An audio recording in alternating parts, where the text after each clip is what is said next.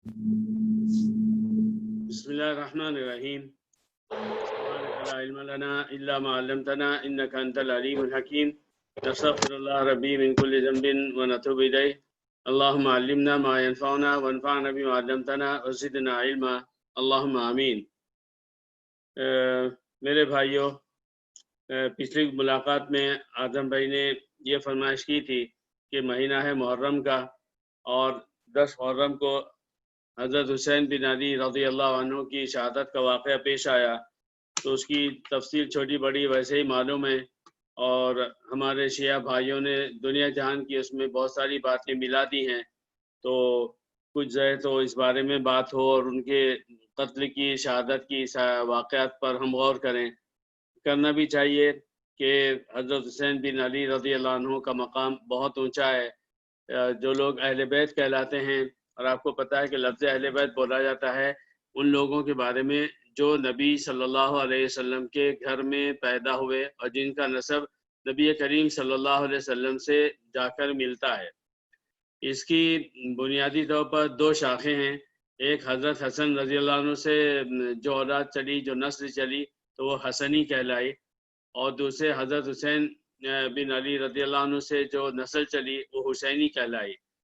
اور اوورآل اگر یہ سید خاندان جو بنو ہاشم کے قبیلے سے تھا، اور بنو ہاشم میں حضرت عبداللہ بن عباس بھی تھے اور حضرت حمزہ تھے اور دوسرے صحابہ کا ذکر ہے، تو ان سے بھی جو اولاد چلی، اور غالباً آپ کو علم ہوگا کہ حضرت علی رضی اللہ عنہ کے ایک اور بیٹے تھے، ان کا نام تھا محمد، اور وہ تھے ایک حنفیہ نام کی باندی سے جو ماشاءاللہ مسلمان تھیں، ان سے جو پیدا ہوئے، ان کا نام جو ہے محمد بن حنفیہ پڑ گیا، تو وہ بھی انہی کی اولاد میں سے ہیں.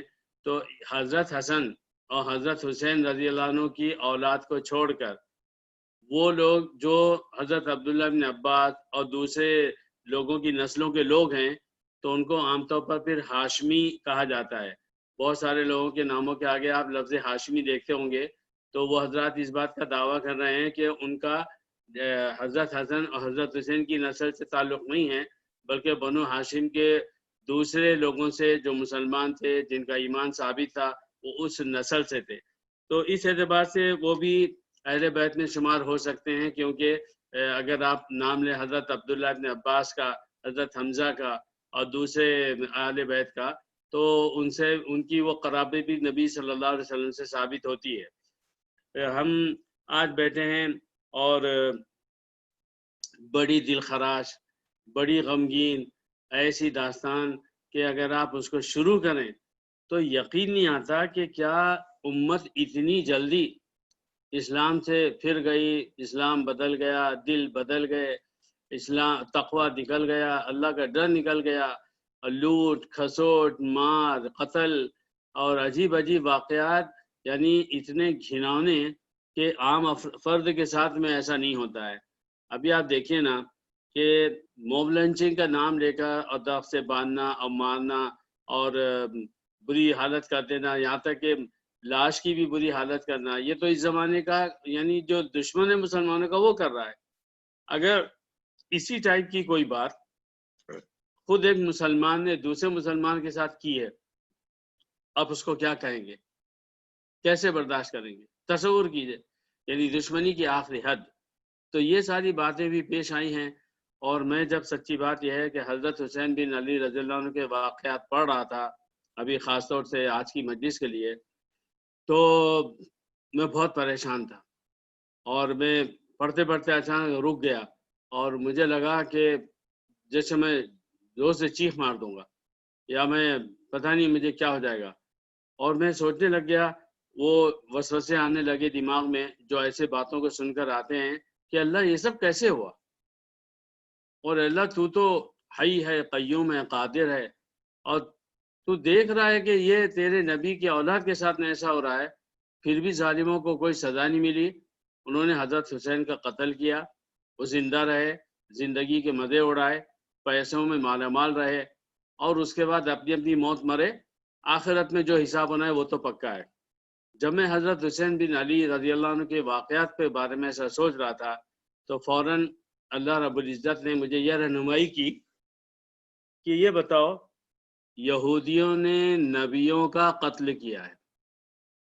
اللہ تعالیٰ نے قرآن میں جگہ جگہ فرمایا ان الذین یکفرون باللہ ورسولہ ویقتلون النبیین، کافر وہ جو اللہ اور رسول کا انکار کرتے ہیں اور نبیوں کو مارتے ہیں بغیر حق، کوئی انہیں نبی کو مارنے کا حق نہیں تھا۔ تو جس دن بھی جس نبی کا دنیا میں قتل ہوا، ایسا کیوں نہیں ہوا اسی وقت قاتل پر کوئی عذاب آیا، بجلی گری اور اسے مار دیا گیا۔ اللہ سب نے دیکھا اچانک وہ مار کھا رہا ہے، وہ چیخ رہا چلا رہا ہے، نظر مارنے والا نظر نہیں آ رہا ہے۔ اور ہمارے انسانی تصورات میں کسی کی مارنے یا حفاظت کرنے کے جتنے بھی طریقے ہیں ان میں سے کوئی بات نہیں پیش آئی۔ نبیوں کو قتل کیا گیا اور قاتل زندہ رہے، زندگی پوری کی، ہر طرح کے دنیا کے مزے اڑائے اور پھر اس کے بعد دنیا سے چلے گئے۔ یہ بات مسلم ہے، آخرت میں وہ نہیں بچیں گے۔ مگر دنیا میں عذاب کیوں نہیں آیا؟ میں نے آپ سے عرض کیا تھا کہ سب سے پہلے جو بندہ بھی اللہ تعالیٰ سے کسی طرح کی شکایت کرنا چاہتا ہے، کسی طرح کی بات بولنا چاہتا ہے، وہ پہلے یہ طے کرے کہ وہ اللہ کے سامنے ہے کون، اس کی کیا حیثیت ہے اور اس کا علم کتنا۔ اللہ تعالیٰ عالم الغیب ہے، اللہ تعالیٰ مالک ہے، اللہ تعالیٰ قادر ہے، اللہ ملک الملوک ہے، اللہ تعالیٰ بادشاہوں کا بادشاہ ہے، اس کی جو مرضی وہ چاہے کرے۔ وَيَفْعَلُ اللَّهُ مَا يَشَاءُ، اللہ تعالیٰ نے قرآن میں کہا ہے۔ ہماری چھوٹی سی عقل میں اگر یہ بات نہیں آتی ہے، ہماری چھوٹی سی عقل میں وہ جو واقعہ پیش آیا ہے کسی بھی طرح کا، نبیوں کا قتل ہو، حضرت حسین بن علی رضی اللہ عنہ کا قتل ہو، یا کسی بھی زمانے میں مسلمانوں پر ظلم و ستم ہو جیسا کہ اس وقت ہو رہا ہے، یہ سب اللہ کے علم ہے۔ اس کا پیچھے جو بیک گراؤنڈ ہے، وجہ ہے، جو بھی ہے، اللہ کو معلوم، ہم کو نہیں معلوم ہے۔ جب نہیں معلوم تو قصہ ختم۔ یہ بات ایک نئی بحث ہے، کبھی اس پر بات کریں گے۔ ابھی ہم شروع کرتے ہیں اللہ کا نام لے کر حضرت حسین کے واقعات پر۔ تو میں نے بہت سوچا کہ میں آپ کے سامنے کیسے اتھینٹک واقعات سناؤں جو حضرت حسین بن علی رضی اللہ عنہ کے ساتھ پیش آئے ہیں۔ تو پھر میرے دل میں یہ بات آئی کہ علامہ ابن کثیر رحمۃ اللہ علیہ، جنہوں نے تفسیر ابن کثیر لکھی ہے، انہی نے ایک کتاب لکھی ہے، اس کتاب کا نام ہی ہے البدایہ والنہایہ، بدایہ بگننگ، نہایا اینڈنگ، ابتدا اور انتہا، اس کتاب کا نام ہو جائے گا۔ اس میں انہوں نے اس کتاب کو تقریباً عام طور پر ابھی اس وقت جو کتابیں چھپی ہیں لاسٹ 14 ویلیوم 14 جلدوں میں وہ کتاب ہے جو نبی کریم صلی اللہ علیہ وسلم سے شروع ہوتی ہے اور قیامت تک کے مختلف واقعات تک کو کور کرتی ہے۔ اس درمیان میں جتنے تاریخی واقعات پیش آئے، اسلامی واقعات پیش آئے، جنگیں ہوئیں اور جو کچھ بھی ہوا، اس کا بڑا تفصیلی ذکر ہے جو انہوں نے بڑی محنت سے جمع کیا ہے۔ میرے سامنے اس وقت میرے ٹیبل پر البدایہ و نہایہ رکھی ہے، اور البدایہ و نہایہ کی یہ جو ہے یہ 8ویں جلد ہے، اور اس جلد میں انہوں نے جو واقعات لکھے ہیں تو وہ تقریباً 150 صفحات پر ہیں، مختلف باتوں کے ساتھ میں حضرت حسین بن علی رضی اللہ عنہ کے واقعات۔ میں اس میں سے آج جتنا ممکن ہے اتنا آپ کو سناتا ہوں، اور اگر بہت سارا حصہ بچ جائے گا تو پھر انشاءاللہ وہ اگلے اتوار کو لیں گے۔ تو شروع کرتے ہیں اس بڑی دل خراش کہانی سے۔ یعنی اگر ہمارا بیٹا مارا جائے، اگر ہمارے گھر کا کوئی فرد مارا جائے تو غموں کا پہاڑ ٹوٹتا ہے، آنکھیں بہتی رہتی ہیں، دن اور رات یاد آتی ہے، کھانا کا جی نہیں چاہتا۔ اب میں آپ کو کیا کہوں کہ حضرت حسین بن علی رضی اللہ عنہ کے واقعات اتنے دل خراش ایسے ہیں جس کو آپ موب لنچنگ بولتے ہیں نا آج کی زبان میں، یہ سمجھ لیجئے کہ وہ ان کے ساتھ ہوا ہے، اہل بیت کے ساتھ، اور اہل بیت کے جو سب سے بڑے سردار تھے، امیر تھے، حضرت حسین بن علی، ان کے ساتھ ہوا۔ ایسے دھوکے دیے گئے جو تصور آپ نہیں کر سکتے۔ بہرحال سب سے پہلی بات یہ ہے کہ حضرت حسین رضی اللہ عنہ جو ہے وہ کب پیدا ہوئے؟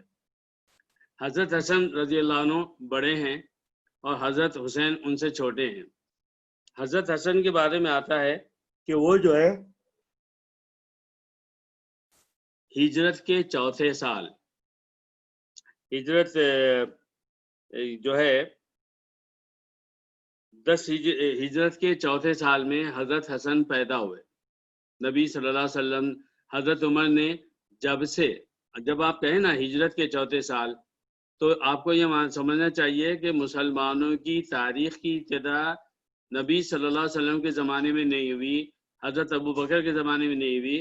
حضرت عمر نے ڈیسیجن لے کر یہ طے کیا کہ ہجرت سے ہم اپنا سال شروع کریں گے، اور پھر بلا شبہ اس تاریخ کو جس تاریخ کو نبی صلی اللہ علیہ وسلم مکہ مکرمہ سے مدینہ کی طرف چل پڑے تھے، اس تاریخ کو جو ہے وہ بیس بنایا گیا۔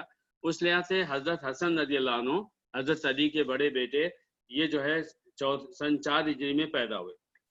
حضرت حسین رضی اللہ عنہ جو ہے وہ مختلف روایات ہیں۔ ایک روایت یہ ہے کہ سن 6 ہجری میں پیدا ہوئے۔ 6 ہجری شروع ہو چکا تھا، اور اس کے بھی وہ ختم ہو کے 5 مہینے، اس کے سن 6 ہجری کے 5 مہینے پورے ہو چکے تھے، 5.5 مہینے تب آپ کی پیدائش ہوئی۔ اور آپ کی جو شہادت کا واقعہ پیش آیا وہ جمعے کا دن تھا، محرم کی 10 تاریخ تھی، اور سن چل رہا تھا اس کا آپ کے ہجری کا 61 ہجری میں آپ کی شہادت ہوئی ہے۔ آپ کی جو ٹوٹل عمر تھی وہ 54 ایئرس اور 6.5 مہینے تھی، جس میں آپ کی شہادت کا واقعہ پیش آیا۔ جب حضرت حسین پیدا ہوئے تو نبی کریم صلی اللہ علیہ وسلم نے سب سے پہلے تحنیک کی۔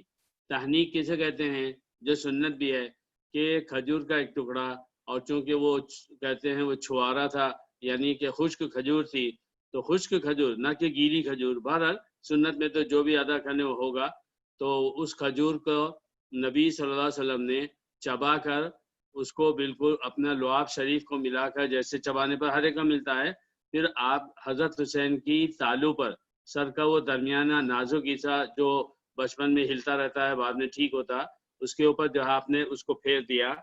اور یہ بھی آتا ہے کہ آپ نے حضرت حسین کے منہ میں اپنا تھوک بھی ڈالا اور دعا کی، اور نبی صلی اللہ علیہ وسلم نے حضرت فاطمہ رضی اللہ عنہ کے اس چھوٹے بیٹے کا نام حسین رکھا۔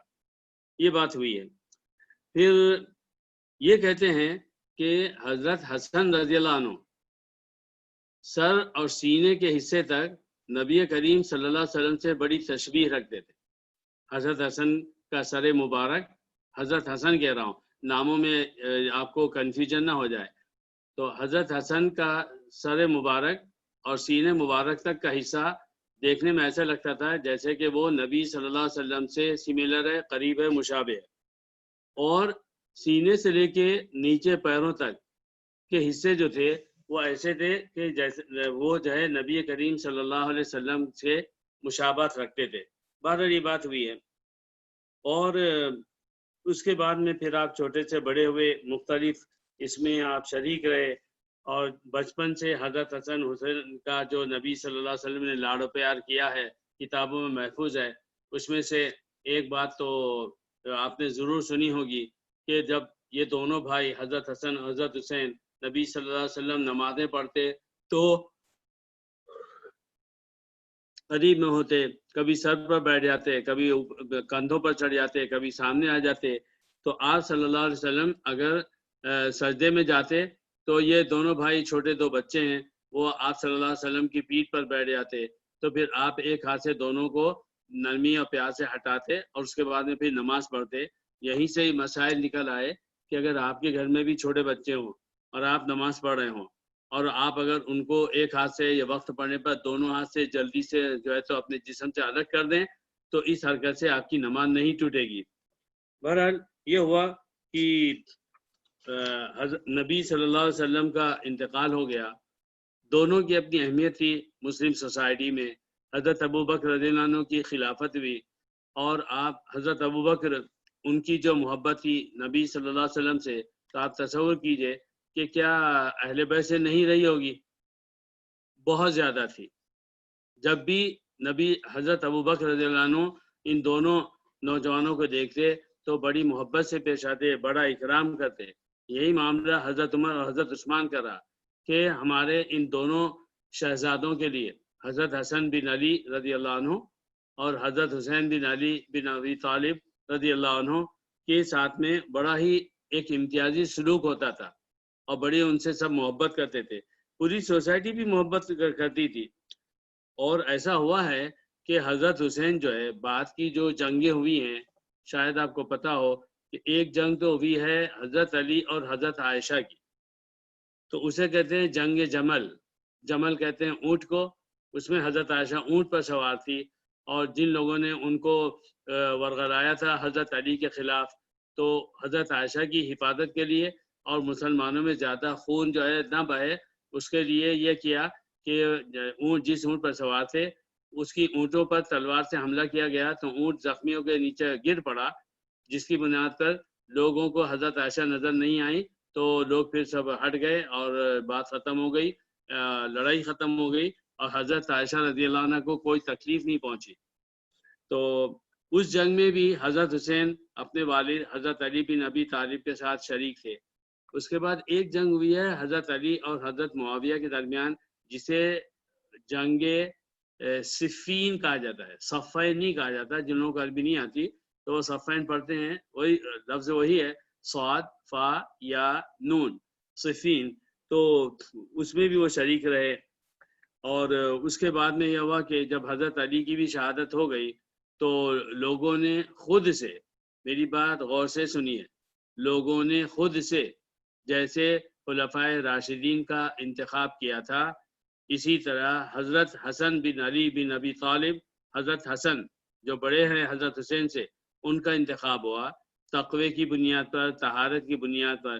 اس لیے نہیں ہوا کہ وہ نبی صلی اللہ علیہ وسلم کے نواسے ہیں، آپ اچھی طرح یاد رکھیے، صحابہ کا وہ دور اس وقت تک بھی اتنا غنیمت تھا کہ کسی کا انتخاب نسب کی بنیاد پر نہیں ہوتا تھا اور نہ ہوا ہے۔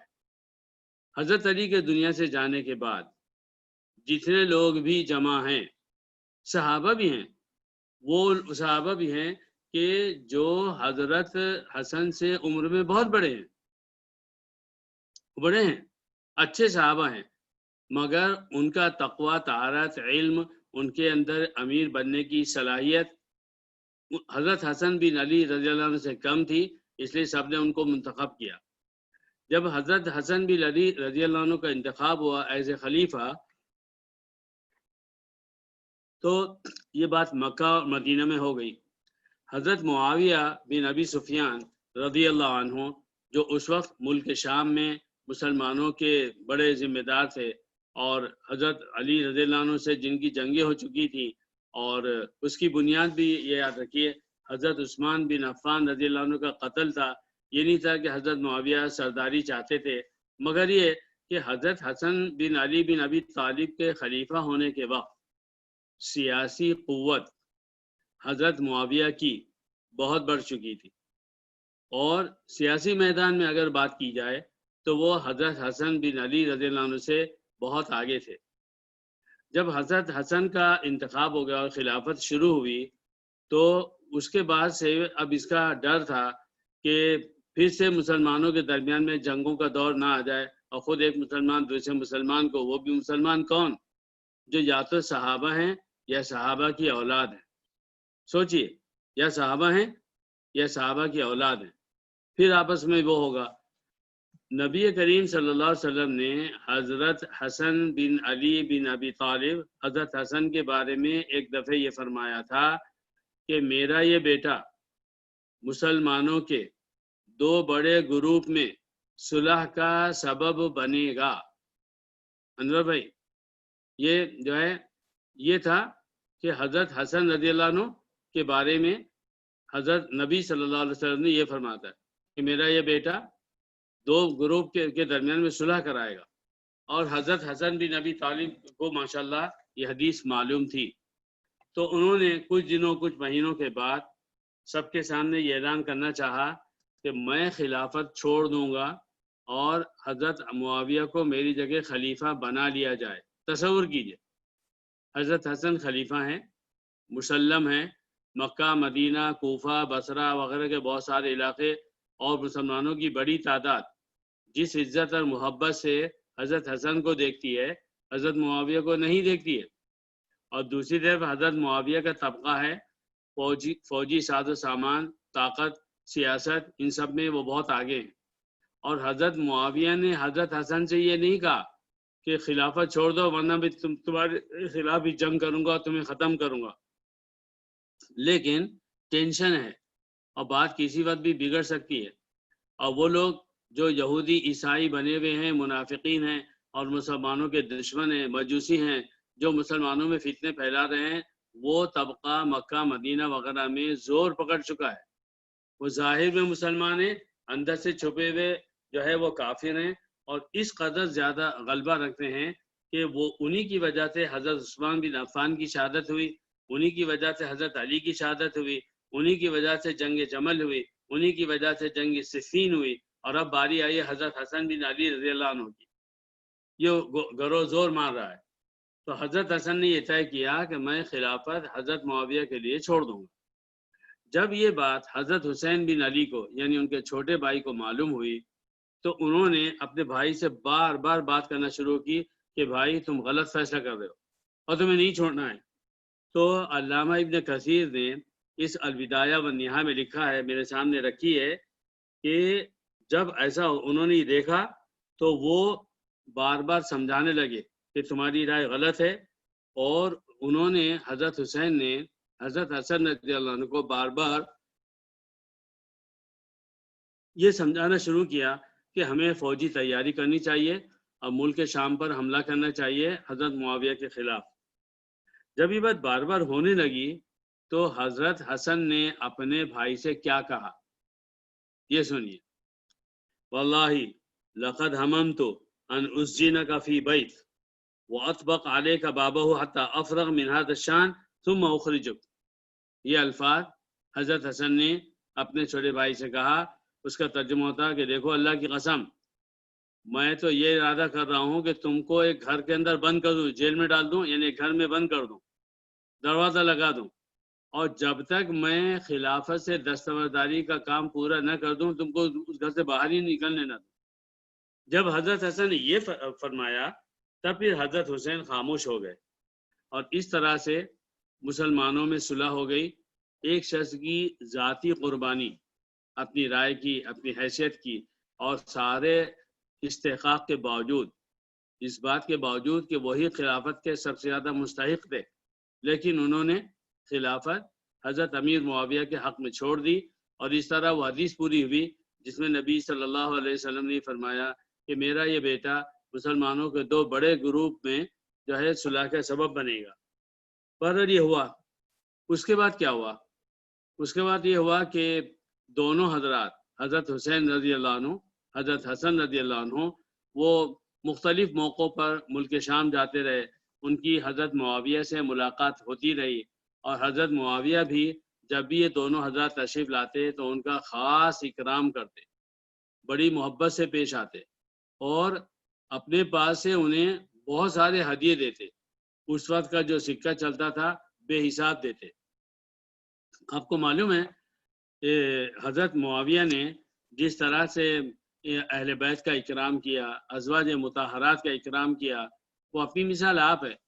اور اس میں میں آپ کو ایک واقعہ سناتا ہوں کہ ایک دفعہ یہ ذرا سا اس واقعے سے ہٹ کے ہے، حضرت حسن حضرت حسین کے واقعے سے ہٹ کر ہے، لیکن چونکہ وہ حضرت معاویہ کی اس بات کو بتاتا جو انہوں نے صحابہ، صحابیات، امہات المومنین اور اہل بیت کی عزت کی، ان کے اوپر جو ہے ساری دولت نچھاور کی، تو اس سے یہ تعلق رکھتا ہے کہ حضرت امیر معاویہ رضی اللہ عنہ نے ایک دفعہ ملک شام سے 1,00,000 درہم 1,00,000 درہم حضرت عائشہ رضی اللہ عنہ کے پاس ہدیہ بھیجا۔ اس دن حضرت عائشہ رضی اللہ عنہ روزے سے تھی، نبی صلی اللہ علیہ وسلم کا انتقال ہو کے زمانہ ہو چکا تھا۔ تو جب 1,00,000 درہم حضرت عائشہ کے پاس آئے تو حضرت عائشہ نے کیا کیا؟ ان کے پاس جو خادمہ تھی اس سے کہا کہ جاؤ محلے میں جتنے مسلمان رہتے ہیں ان سب کو بتا دو کہ جس کی جو بھی ضرورت ہے وہ آئے ام المومنین حضرت عائشہ کے پاس اور مدد لے کر جائے، پیسے لے کر جائے۔ آپ بتائیے، اس اعلان کے ساتھ ہی جتنے بھی اطراف میں پڑوسی تھے، مسلمان تھے، کئی جمع ہو گئے۔ ہر شخص حضرت عائشہ کے سامنے اپنی مجبوری بتاتا، اور وہ جو 1,00,000 درہم تھے انہوں نے ایک تھیلے میں پاس میں حضرت عائشہ نے رکھ لیا تھا، ام المؤمنین حضرت عائشہ نے۔ ہر شخص کی وہ اس کی پریشانی سنتی، اگر ان کی سمجھ میں آتا کہ یہ چھوٹی پریشانی ہے تو اپنا ہاتھ اس تھیلے میں ڈالتی اور اس مٹھی میں جتنے درہم آ جاتے اٹھاتی اور ان کو دے دیتی۔ اور اگر کسی کی پریشانی ان کو لگتی کہ یہ بڑی پریشانی ہے، جو بہت بڑی مصیبت ہے، تو دونوں ہاتھ اس تھیلے میں ڈالتی اور دونوں ہاتھ پہ جتنے پیسے آتے اٹھا کے جو ہے وہ اس کو دے دیتی۔ اس طرح تھوڑی دیر میں 1,00,000 درہم ختم ہو گئے۔ انہوں نے اللہ کا شکر ادا کیا۔ تو اس واقعے میں جہاں حضرت معاویہ کی سخاوت سامنے آتی ہے تو حضرت عائشہ رضی اللہ عنہ ام المومنین، نبی صلی اللہ علیہ وسلم کی زوجہ مطہرہ، ان کا بھی ایک کردار سامنے آتا ہے کہ دیکھیے ہماری مسلمانوں کی مائیں، جن کو مسلمانوں کی ماں کا خطاب دیا گیا، they deserved it، ان کو حق تھا، وہ اتنے اعلیٰ کیریکٹر کی تھی۔ پھر واقعہ یہ کہتا ہے اور صحیح کتابوں میں لکھا ہوا ہے کہ جب افطار کا وقت آیا تو انہوں نے اپنی خادمہ سے پوچھا، حضرت عائشہ نے اپنی خادمہ سے پوچھا، ہاں بھائی افطاری کے لیے کچھ ہے؟ تو خادمہ نے جواب دیا، میری بھولی رانی 1,00,000 درہم آئے تھے، 1 درہم ہی بچا لیتے تو اس سے کچھ لے کر آتی۔ تو حضرت عائشہ نے کیا جواب دیا؟ انہوں نے کہا، ارے تم نے یاد کیوں نہیں دلایا؟ ہمارے بینکوں میں کتنے پیسے پڑے ہیں، ہمارے سامنے امت کے مسائل آ رہے ہیں، غریبوں کی پریشانی آتی ہیں، ہم اس میں سے اگر ہم نے 5 درہم اور 50 درہم اور 500 اور 5,000 اگر خرچہ کر لیا تو ہم سمجھتے ہیں کہ ہم نے پوری دنیا کو فتح کر لیا۔ بہرحال اللہ تعالیٰ ہمیں توفیق دے، ہم جو بھی خرچ کر رہے ہیں غنیمت ہے، لیکن اسی طرح ہمیں چلنا چاہیے اور زیادہ سے زیادہ خرچ کرنا چاہیے۔ تو حضرت معاویہ رضی اللہ عنہ نے اپنی زندگی میں حضرت حسن اور حضرت حسین کے اکرام میں، عزت میں، محبت میں اور ان کے اوپر خرچ کرنے میں کوئی کمی نہیں کی۔ تو ایسے بھی ہوا ہے کہ ایک دفعہ انہوں نے دونوں ان شہزادوں کو، حضرت حسن کو حضرت حسین کو رضی اللہ عنہما، 2,00,000 درہم دیے اور یہ کہا، خدا وَأَنَا ابْنُ ہند، یہ لیجئے میں ہند کا بیٹا ہوں، ان کی والدہ کا نام ہند تھا۔ تو اس کے بعد یہ فرمایا، واللہ لا یعطیکماہا احد قبلی ولا بعدی، کہا حضرت معاویہ نے ان دونوں سے کہ دیکھو میرے واللہ جس طرح سے میں آپ حضرات کو ہدیہ دیتا ہوں، نہ مجھ سے پہلے کسی نے ایسا دیا ہے، نہ میرے بعد کوئی دے گا۔ حضرت معاویہ نے یہ جملہ کہا۔ حضرت حسین نے کیا جواب دیا، وہ جواب بھی سن لیجئے۔ انہوں نے فرمایا، واللہ لن تعطی انت ولا احد قبلک ولا بعدک رجلا افضل منا۔ انہوں نے بھی تکے کو تکا زوردار جواب دیا کہ واللہ نہ تو تم سے پہلے نہ تمہارے بعد کسی ایسے شخص کو کچھ دے سکے گا جو ہم سے بھی افضل ہو۔ یعنی اگر حضرت امیر معاویہ نے اس بات پر فخر کیا کہ وہ ان دونوں کی خدمت کر رہے ہیں، تو حضرت حسین نے بھی یہ جواب دیا کہ ہم سے افضل تم کو کوئی ملے گا نہیں کہ جس کی تم نے خدمت کی جو تم بول رہے ہو۔ تو یہ بہت بڑی بات ہے۔ اور حضرت امیر معاویہ کی نسبت سے ہی ایک اور لطیفہ ذکر کیا گیا ہے، وہ بھی سن لیجئے۔ وہ آپ کو یعنی اس میں اس لطیفے میں بھی ایک سبق ہے۔ کہتے ہیں کہ حضرت امیر معاویہ کے پاس جو ہے ایک مسلمان آیا اور اس نے کہا کہ امیر المومنین، نبی صلی اللہ علیہ وسلم نے فرمایا ہے کہ لا یؤمن احدکم حتی یحب لاخیہ ما یحب لنفسہ، تم میں سے کسی شخص کا ایمان اس وقت تک کامل نہیں ہے جب تک وہ اپنے مسلمان بھائی کے لیے وہی چیز پسند نہ کرے جو اپنے لیے پسند کرتا ہے۔ اس نے اس حدیث کو سنایا اور کہا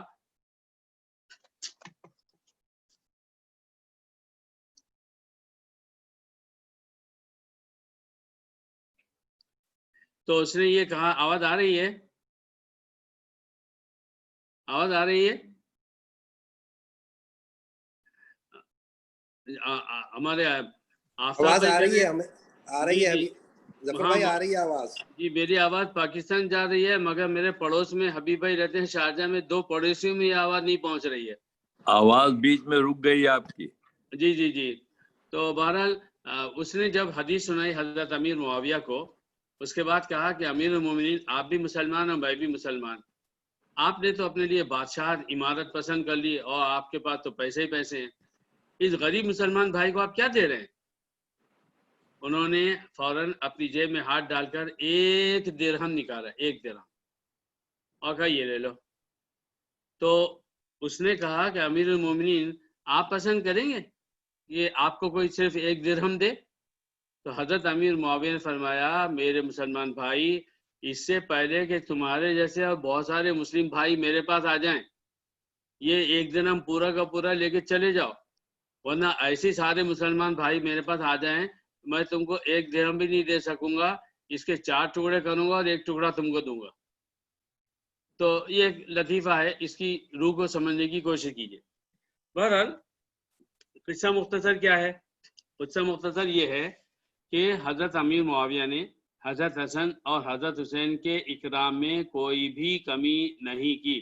یہ ساری باتیں بطور سنی ہم سب کو اس لیے سمجھنا ضروری ہے کہ ہمیں اس بحث میں پڑھنے کا کوئی حق نہیں ہے حق پر کون تھا۔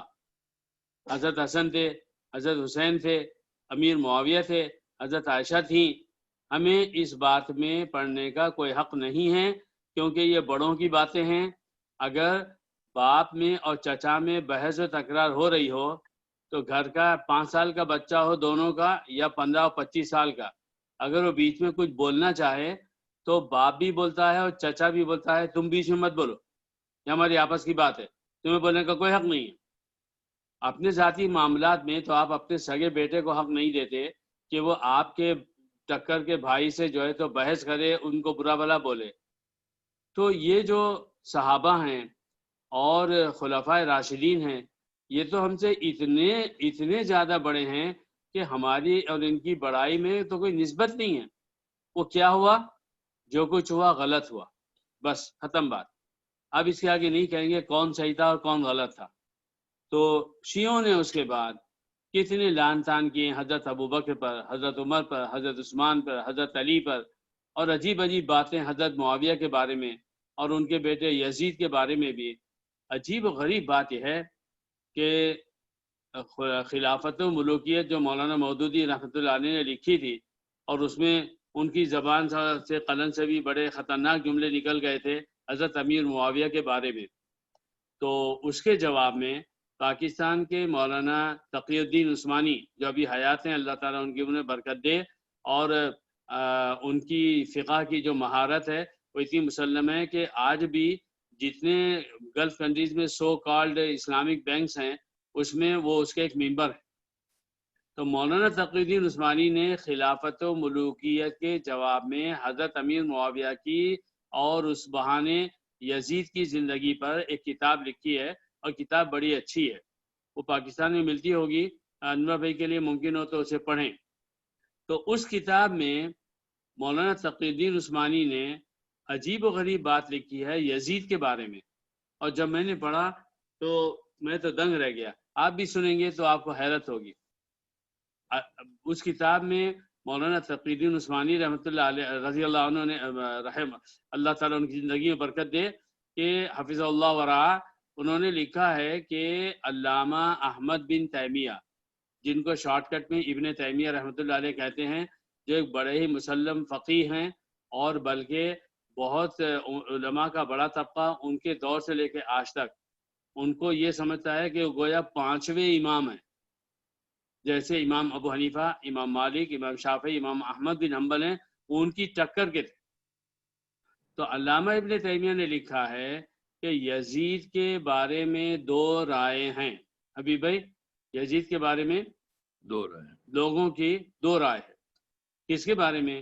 حضرت معاویہ کے بیٹے یزید کے بارے میں، جن کے دور میں حضرت حسین کی شہادت کا خطرناک واقعہ پیش آیا.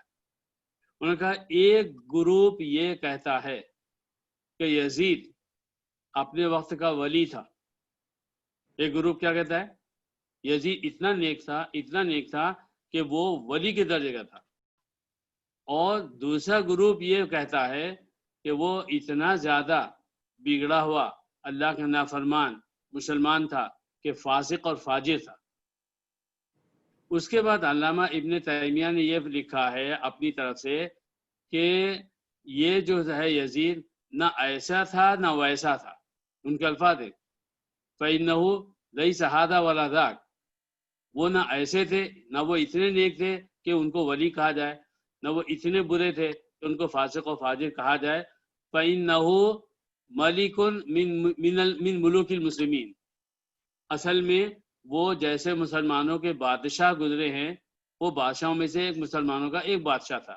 یعنی مسلمان بھی ہے، اور جب آپ کہیں گے لفظ بادشاہ تو اس کا ایک ہی مطلب ہے کہ بادشاہت کا غلط استعمال، صحیح استعمال، پیسوں کی خرچی، شان شوکت، ٹیپ ٹاپ، محلوں میں رہنا.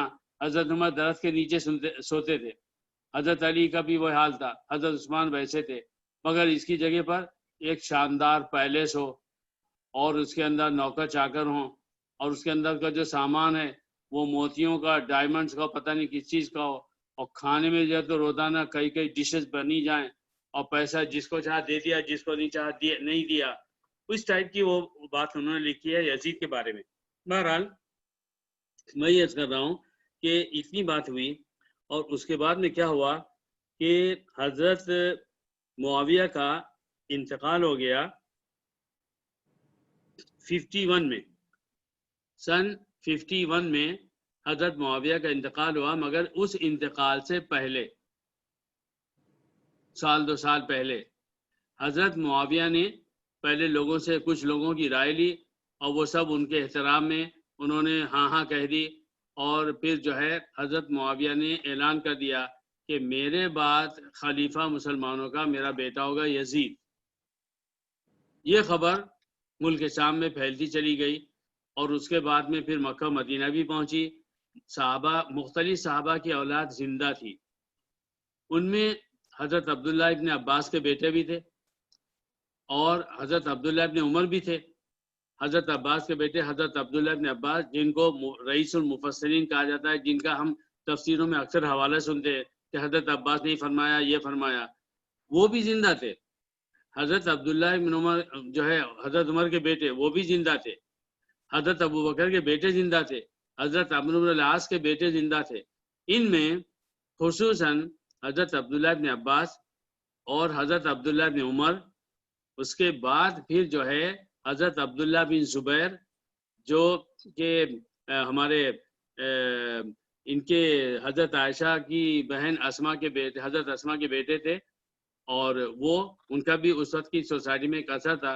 اور حضرت حسین. یہ 4 افراد خاص طور پر جب یہ خبر پہنچی کہ یزید کو معاویہ رضی اللہ عنہ نے اپنا خلیفہ ڈکلیئر کر دیا ہے ان کے انتقال کے بعد، تو سب لوگوں نے تو خاموشی اختیار کی، اور ان چاروں نے اس خبر کی وجہ سے برا مانا کہ جسے حق نہیں تھا اسے کیوں بنا دیا گیا. میں بھی ایمانداری سے سمجھتا ہوں کہ حضرت حسین کے ہوتے ہوئے امت میں حضرت معاویہ کے بعد کوئی اس کا حقدار نہیں تھا، علم، فضل، نسب وغیرہ سب ملا کر. مگر بات کو حضرت عبداللہ بن عباس، یہ بات غور سے سنیے، اور حضرت عبداللہ بن عمر، ان دونوں حضرات نے جب مدینے کا جو یزید کی طرف سے گورنر تھا اور اس نے بلایا، اس وقت ایک طریقہ تھا کہ جو گورنر ہوتا تھا وہ سارے مسلمانوں کو دعوت دیتا تھا کہ فلاں دن مقرر کیا گیا ہے اور جس بادشاہ کا اعلان کیا گیا ہے سب لوگ آئیں گے اور گورنر کے ہاتھ پہ ہاتھ رکھ کے بیعت کریں گے. ہر شخص گورنر کا ہاتھ میں ہاتھ ملاتا اور اپنی زبان سے کہتا ہاں میں تسلیم کرتا ہوں کہ جس کو خلیفہ یا جس کو جو ہے وہ بادشاہ بنایا گیا ہے میں ان کو مانتا ہوں میں وعدہ کرتا ہوں میں ان کی جو ہے تو عزت کروں گا اور ان کے باتوں پر چلوں گا، ان کے خلاف بغاوت نہیں کروں گا، ان کے خلاف کوئی کام نہیں کروں گا وغیرہ وغیرہ، جو بھی الفاظ بولے جاتے ہوں اس طرح کے۔ تو جب سب کو بلایا گیا تو حضرت عبداللہ ابن عباس اور حضرت عبداللہ ابن عمر، یہ دونوں حضرات جو ہے وہ چلے گئے۔ انہوں نے کہا اب فتنہ پیدا کرنے سے بہتر ہے کہ ہم اس کو مان لیں تاکہ پھر مسلمانوں میں لڑائی نہ ہو۔ ان دونوں نے بیعت کر لی، کیونکہ تاکہ مسلمانوں میں ان کی وجہ سے فتنہ نہ پڑے، کیونکہ جب عام مسلمانوں میں سے کوئی بھی سنے گا کہ بیعت کا اعلان تو ہو گیا ہے مگر فلاں نے بیعت نہیں کی ہے، تو لوگ کہیں گے جب فلاں نے نہیں کی ہم بھی نہیں کریں گے، کیونکہ ان کا ایک اثر ہے، وہ ایک سوسائٹی میں ان کا مقام ہے۔ ان دونوں نے کر لیا، لیکن حضرت عبداللہ ابن زبیر اور حضرت حسین بن علی رضی اللہ عنہ نے بیعت نہیں کی۔ ان کو بیعت کے لیے مدینے کے جو گورنر تھے، جس کو اس وقت کی زبان میں لفظ والی بولتے ہیں، واو الف لام یا، والی مینس وہ اس زمانے کا، اس جگہ کا آپ گورنر کہہ دیجئے، کلیکٹر کہہ لیجئے، اور ہماری جو بھی اصطلاح ہم کہتے ہیں اپنے شہروں کے لیے وہ کہہ لیجئے۔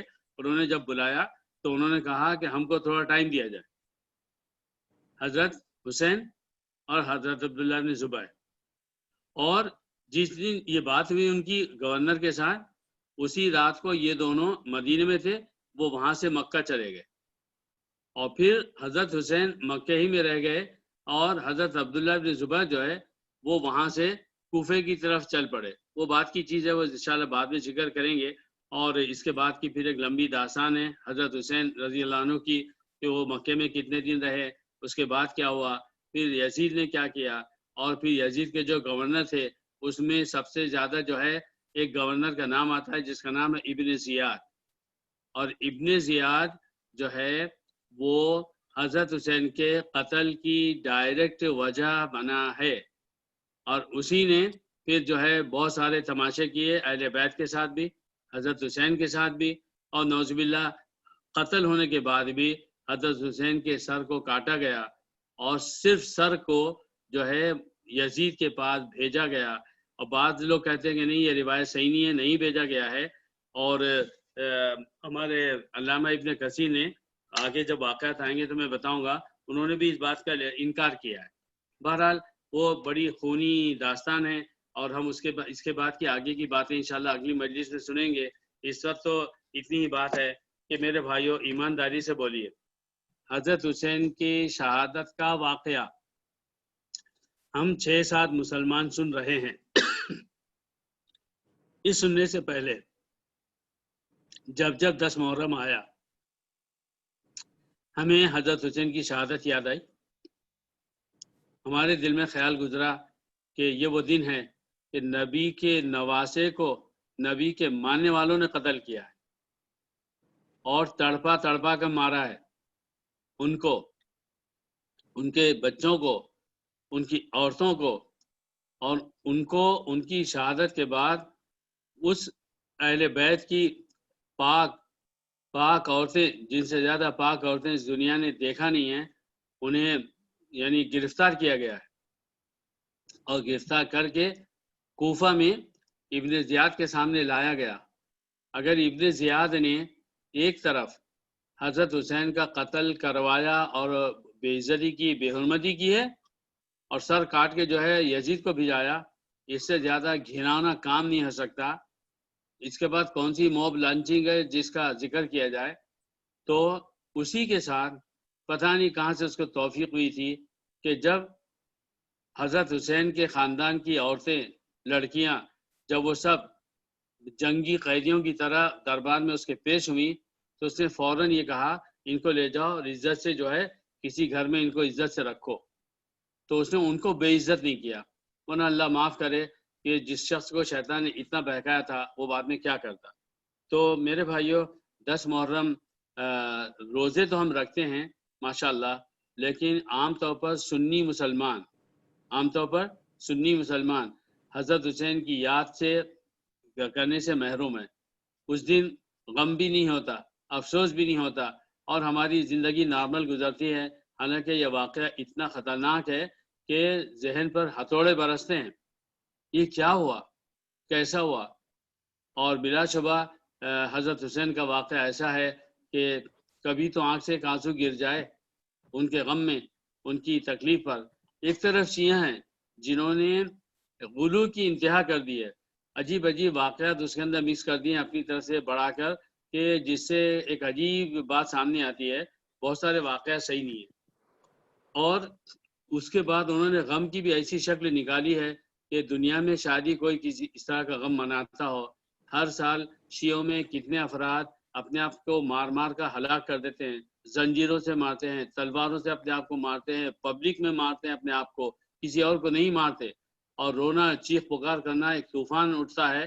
اگرچہ نبی صلی اللہ علیہ وسلم نے کسی کے بھی انتقال پر نوحہ، نون واو ہا اور گولتا کرنے سے منع کیا ہے۔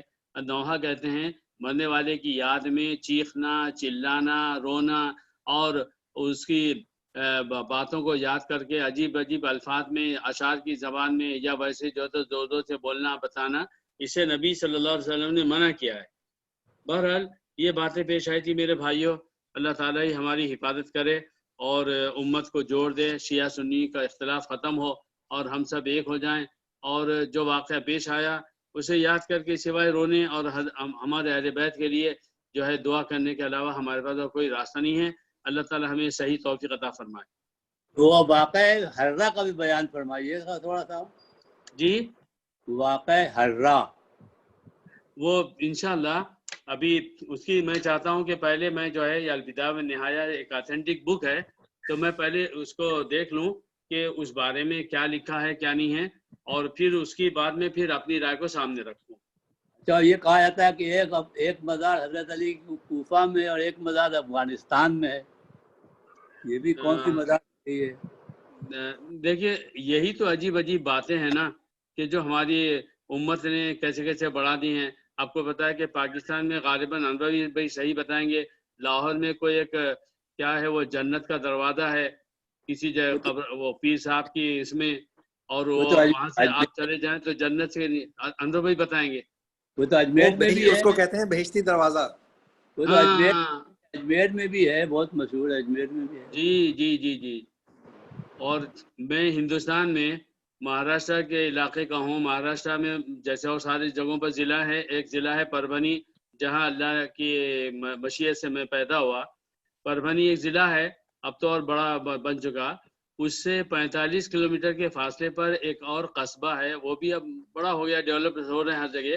اس علاقے کا نام ہے پاتھری، پہ الف تا ہا را، یہ نام تو عجیب عجیب ہوتے ہی ہیں۔ تو میرے والد مرحوم ٹیچر تھے، ان کا گورنمنٹ نے تبادلہ کر دیا تھا 27 سال کے بعد پاتھری، تو ہم لوگ کچھ سال پاتھری بھی رہے۔ وہاں بڑے خطرناک سب تھے، بریلوی اور تبلیغی جماعت اسلامی سب کو پیٹتے تھے بری طرح، کوئی جماعت کا نام نہیں لے سکتا تھا، کام نہیں کر سکتا۔ پھر اللہ تعالیٰ نے ہم لوگوں کو ذریعہ بنایا، مگر پاتھری جا کر مختلف مسلمانوں سے وہاں ملنے پر یہ بات معلوم کہ انہوں نے ایک جگہ چھوٹی چھوٹی قبریں بنی ہوئی ہیں جیسے کہ ہیروں کی بنتی ہے، اس کو کوئی پوچھتا بھی نہیں ہے ان کو، ان خبروں کو، نہ ہی کو، بس وہ 2-4 لوگ مختلف ایسے ہیں کہ وہاں کبھی انہوں نے ایک آدھ دفعہ چادر چڑھا دی اور کچھ پھول وول ڈال دیے۔ مگر پاتھری کے گمراہ مسلمانوں کی اکثریت کا یہ کہنا تھا کہ یہاں اللہ تعالیٰ کے 3 ولی دفن ہیں۔ اگر ایک اور ولی دفن ہوتا، یعنی 4 ولی ہوتے، تو حج کو جانے کی ضرورت نہیں تھی، پھر حج یہی ہو جاتا۔ تو یہ حال ہے مسلمانوں کا، عجیب عجیب گمراہی کی باتیں ہیں جو پھیل گئی ہیں۔ تو ہم لوگ حضرات ماشاءاللہ صحیح علم رکھتے ہیں، صحیح علم ڈھونڈتے ہیں، تو ان باتوں پر توجہ نہیں دینا چاہیے۔ چلیے اعظم بھائی دعا کریں۔ جی بسم اللہ۔ اللهم صل على سيدنا شفيعنا حبيبنا مولانا محمد وعلى آل محمد وبارك وسلم۔ الحمد لله رب العالمين، ولك الحمد ولك الشكر ولك الثناء الجميل يا ربي، أنت كما أثنيت على نفسك يا أرحم الراحمين، يا رب المستغفرين، يا رب السماوات والأرض وما بينهما، لا إله إلا أنت سبحانك إنا كنا من الظالمين، لا إله إلا الله وحده لا شريك له ولو كره الكافرون، رب العرش العظيم۔ خلق الليل والنهار والشمس والقمر والنجوم والدواب والأنعام وكثير من الناس وكثير حق عليه العذاب ومن يهن الله فما له من مكرم إن الله يفعل ما يشاء. اللهم صل على محمد وعلى آل محمد كلما ذكره الذاكرون وكلما غفل عن ذكر الغافلون. اللهم يا ربنا يا مولانا يا مولانا يا مولانا يا كبير المتعال ظلمنا أنفسنا وإن لم تغفر لنا وترحمنا لنكونن من الخاسرين. ربنا آتنا في الدنيا حسنة وفي الآخرة حسنة وقنا عذاب النار وقنا عذاب الحشر وقنا عذاب الآخرة وقنا من عذاب كورونا ومن أي مرض آخر جميع المسلمین والمسلمات یا ارحم الراحمین۔ اے اللہ تو کریم ہے، اے اللہ تو غفار ہے، اے اللہ تو نے لوگوں کے بڑے بڑے ظالموں کے ظلم کو معاف کیا ہے، بڑے بڑے گناہ کرنے والوں کے گناہوں کو تو معاف کرتا ہے، اور آخرت میں تیری غفاریت سامنے آئے گی۔ اے اللہ تو غفور و رحیم ہے، تو ودود ہے۔ اے اللہ اس میں کوئی شبہ نہیں کہ تو اپنے تمام بندوں سے محبت کرتا ہے، اس میں بھی کوئی شبہ نہیں۔ اللہ تیرے نبی نے بتایا اور ہماری سمجھ میں آیا کہ جو بندہ تیری جتنی نافرمانی کرتا ہے تیری رحمت اس کی طرف اتنی ہی بڑھتی ہے، اور اگر وہ توبہ کر لے تو اللہ تو بڑا خوش ہو جاتا ہے اور معاف کر دیتا ہے۔ اے رب العالمین، ہم 4-6 مسلمان بیٹھے ہیں، اے اللہ تیرے سامنے ہاتھ پھیلائے ہیں۔ اے اللہ اپنے اپنے گناہوں کا، کوتاہی کا، اسلام پر عمل کرنے میں جو جو کوتاہی ہم سے ہو رہی ہے اللہ ان سب کا اقرار کرتے ہیں۔ میرے اللہ، میرے معبود، میرے غفار، اے اللہ ہم کو معاف فرما، ہمارے ان گناہوں کو معاف فرما، اور اس کی توفیق دے کہ زندگی کے باقی دنوں کو تیری محبت میں، تیری عبادت میں، اور جیسا تو نے حکم دیا ہے اور جیسا تیرے نبی صلی اللہ علیہ وسلم کا طریقہ ہے اس پر چلنا آسان فرما۔ اے اللہ تیرے نیک بندے حسین بن علی کی شہادت ہوئی، اس سے پہلے ان کے والد کی شہادت ہوئی، ان سے پہلے اللہ تیرے نیک بندے حضرت عثمان کی شہادت ہوئی، اے اللہ ان سے بھی پہلے حضرت عمر کی شہادت ہوئی، اور اللہ اس کے بعد امت میں سلسلہ جاری ہے، کیسے کیسے علماء کو سولی پر چڑھایا گیا، کیسے کیسے علماء کا قتل عام ہوا۔ اے اللہ تو ہی علام الغیوب ہے، اور تو ہی جانتا ہے کہ ان واقعات کے پیچھے تیری مصلحت کیا تھی۔ اے اللہ صرف تو ہی جانتا ہے، ہمیں پوچھنے کا، بولنے کا، اعتراض کرنے کا کوئی حق نہیں ہے۔ اللہ ہم اس پر ایمان لاتے ہیں کہ حضرت حسین کی شہادت ہوئی تو تو نے ظالموں کو دنیا میں سزا کیوں نہیں دی؟ اے اللہ یہ تیری مرضی ہے، یہ تیری دنیا ہے، تمہارے کا ملک ہے، ہم تیرے غلام ہیں، ہمیں تو اپنی بھی خبر نہیں، ہم ان بڑے بڑے واقعات کے پیچھے کا کیا سمجھے۔ اے اللہ ہمارے ایمان کو مکمل فرما۔ اے اللہ ہمیں الٹی سیدھی باتوں کے سوچنے سے، شیطان کی باتوں سے، نفس کی باتوں سے، اور علم کے نام پر گمراہ ہونے سے ہمیں بچا لے۔ اے اللہ انہوں نے تیرے دین کے لیے جان دی، اللہ ہمیں بھی اپنے دین کے لیے جان و مال کی قربانی دینا آسان فرما۔ اے اللہ ہماری اس مجلس کو قبول فرما، ہمارے درس کے حدیث کو، درس تفسیر کو قبول فرما۔ جو لوگ بھی اے اللہ اعظم بھائی کی کوششوں سے اللہ یوٹیوب سے سن رہے ہیں، اے اللہ ان کو بھی، ہم کو بھی، سب کو دین کے لیے قبول فرما، اور اے اللہ ہمیں مستقل اے اللہ تیرے دین کو سمجھنے کے لیے وقت گزارنا اور عمل کرنا آسان فرما۔ اے اللہ تیری راہ میں بخل کرنے اور تیرے بندوں کی مدد کرنے میں بخل کرنے سے ہماری اور ہماری نسلوں کی حفاظت فرما۔ اے اللہ ہماری ان دعاؤں کو اور ہر مسلمان کی ہر جائز دعا کو اپنے فضل و کرم سے قبول فرما۔ وصلی اللہ تعالی علی خیر خلقی محمد وعلی آلہ صحبہ اجمعین برحمتک یا ارحم الراحمین۔ جزاک اللہ، جزاک اللہ ظفر بھائی، جزاکم اللہ خیر۔